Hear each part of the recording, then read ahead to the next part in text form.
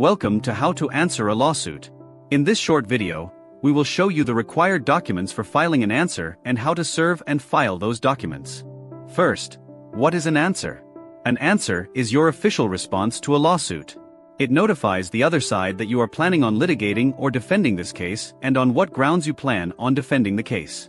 Furthermore, the answer also notifies the court that there is now an active case on the court docket. Filing an answer requires two documents: the answer and the proof of service. You may use the court forms called Answer Contract, Form PLD 010, and the proof of service by first-class mail, Form PWS 030. Both forms are available on the court's website. Here, it should be noted there is a filing fee that gets paid to the court for filing an answer. Each side, both the plaintiff and the defendant, are expected to pay the court. Be sure to check the court's website for the latest fee schedule, as fees may change. If you are experiencing financial hardships, you can request a fee waiver. To do so, you need to complete a request to waive court fees, Form FW 001, and complete an order to waive court fees, Form FW 003. Form FW 001 requires you to complete sections 1, 2, and 3. Be sure to also complete the court's address, the case name, and case number just to the right of sections 1 and 2. For question 4, check the top box next to the Superior Court. Question 5A asks if you receive any of the listed government benefits. These are automatic qualifiers, meaning if you receive any of these benefits, you will be granted the fee waiver. Just select each benefit received.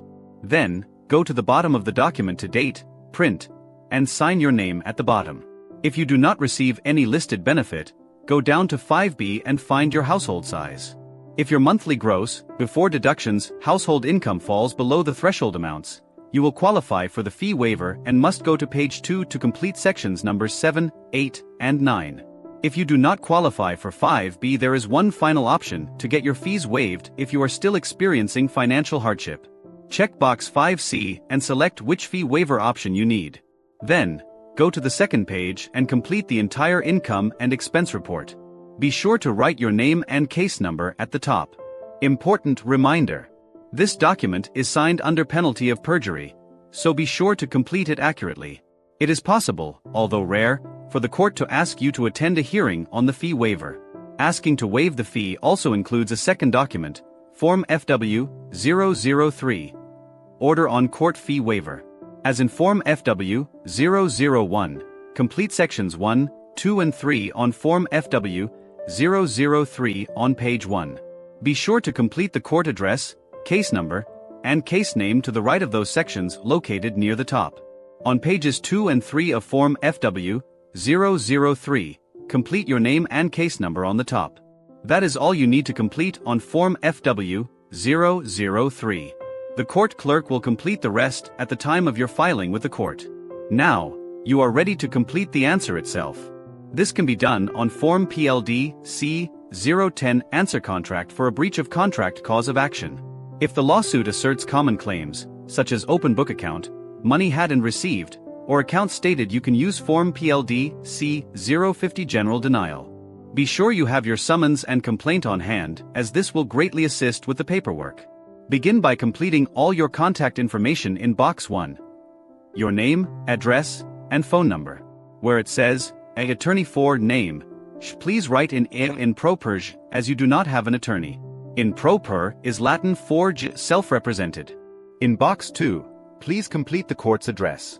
Currently, in Orange County, all debt collection cases are heard at the Central Justice Center, 700 Civic Center Drive West, Santa Ana, California. Be sure to confirm the court's address on the summons and complaint.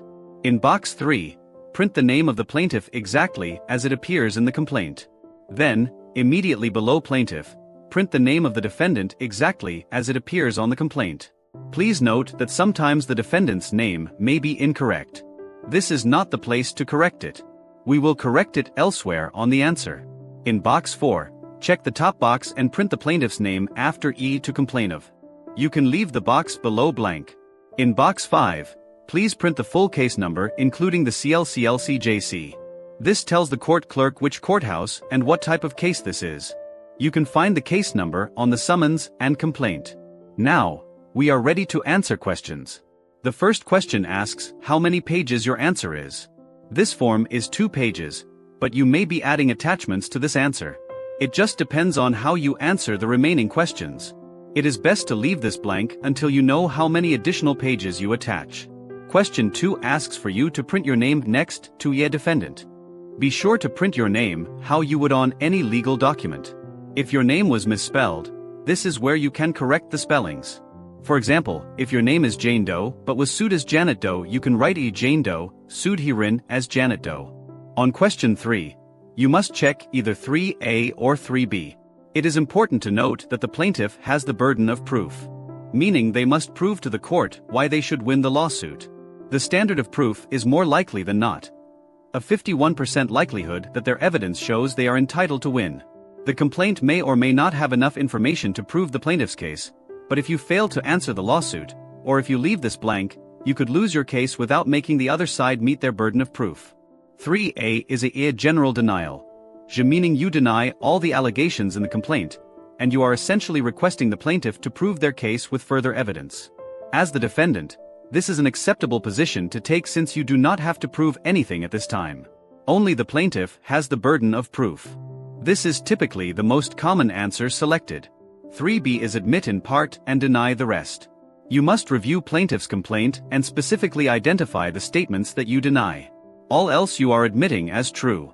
Under 3B1, you list the paragraph numbers of the statements in the complaint that you know to be false.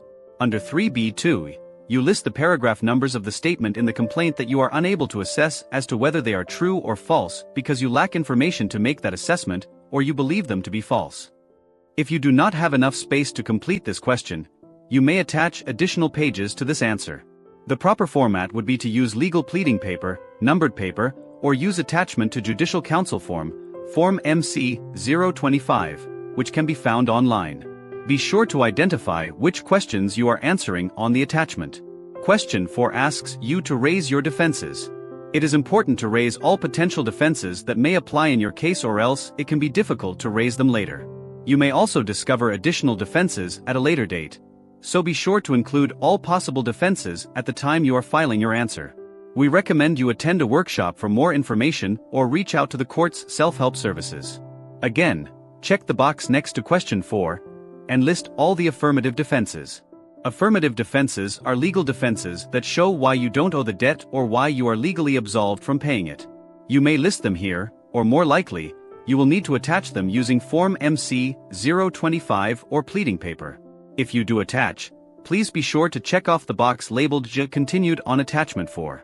Question 5 allows for you to provide any additional information to the plaintiff or the court that you believe is pertinent to your case. Again, you can write it in or attach using Form MC 025 or pleading paper. Question 6 asks for your relief. Meaning, if you win your case, what type of relief are you asking for? Note that 6A, plaintiff take nothing, is already selected. You may also check box 6B, stating that plaintiff pay for any costs you may have incurred in your defense of this case. You can also check box 6C and specify any additional relief you may want to ask the court for. Finally, print and sign your name. Be sure to complete the short title and case number on top of page 2. Short title means the plaintiff's name versus your last name. Proof of service.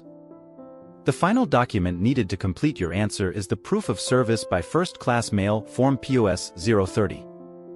Proof of service is an affidavit or sworn statement that the answer was mailed first class to the opposing side. As in the complaint, complete the top captions with your contact information, the court's contact information, and properly identify the plaintiff, defendant, and case number. The most important thing to know about service is that you cannot complete service yourself if you are a party to the lawsuit. Meaning, if your name is on the lawsuit title, you cannot serve the answer to the other side. You need to find an adult, someone over 18 years of age and not a party to this lawsuit. Have that individual mail the document to the plaintiff's attorney. The adult can be a family member who lives in the same address as you, a friend, neighbor, a coworker, a professional server, really anyone. Whoever your server is, their address will go under question 2. The date of service and from what city and state will be written in question 3. Also in question 3, you will need to identify what documents are being served on the opposing side. Here for the answer, you can write answer. Next, check off the box next to 4A. For question 5, you need to identify who and where you are mailing to. Review your complaint. The plaintiff's lawyers and address can be located there. Often, multiple lawyers will be listed. You may select any lawyer on the complaint for question 5A. On question 5B, list the law firm's address. We recommend preparing the envelope with prepaid postage for your server. Be sure to write the plaintiff's law firms correctly. Your server will date, print, and sign the document. They will be signing under penalty of perjury that they have mailed the documents to the plaintiff. Remember, all they are serving is the answer, Form PLDC 010, and a copy of the proof of service, not the fee waiver. The fee waiver is only for the court. It is recommended you make 2 copies of the answer and proof of service. The originals go to the court, a copy goes to the plaintiff, and keep a copy for your own records. Now that service is complete, you can file with the court clerk located at the Central Justice Center. You will need to enter the courthouse, find the civil filing department, take a number, and wait to be called. Once you have completed your court filing, you will be in litigation. It is important to not ignore any court dates or correspondence in the mail either from the plaintiff or the court. More on what to expect in litigation in the following videos. Community Legal Aid SoCal envisions a world where equity and justice are not a goal, but a given.